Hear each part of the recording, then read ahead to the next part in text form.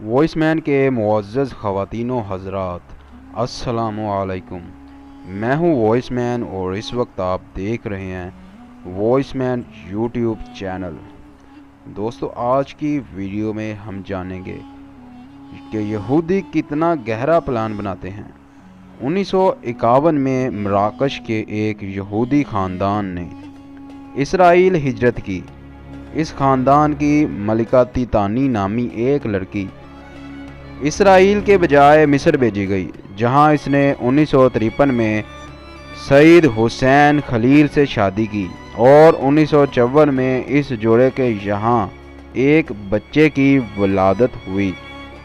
मलिका को मराकश के शहरियत के साथ 1958 में मिस्री शहरियत भी दी गई और वो यहाँ सआद के नाम से पुकारी जाने लगी।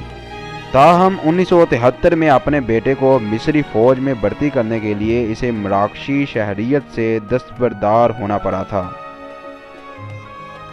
मलिका का सगा मामू ओरी सब्बाग इसराइल के क़याम के बाद 1951 से 1968 तक वहाँ वज़ीर तालीम और तरबियत समेत कलीदी ओहदों पर फाइज रहा। इधर मिस्र में इसका भांजा फौज में तरक्की पाता रहा, यहाँ तक कि वो बाद में जनरल के ओहदे तक पहुँच गया।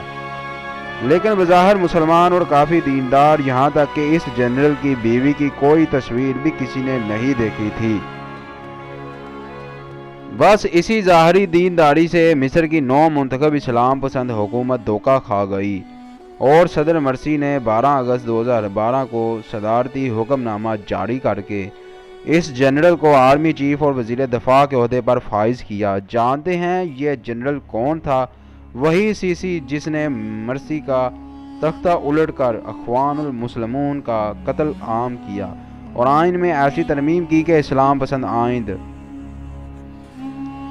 कभी इलेक्शन में ही हिस्सा नहीं ले सकते, कि इस्लाम पसंद आइंदा कभी इस इलेक्शन में ही हिस्सा नहीं ले सकते।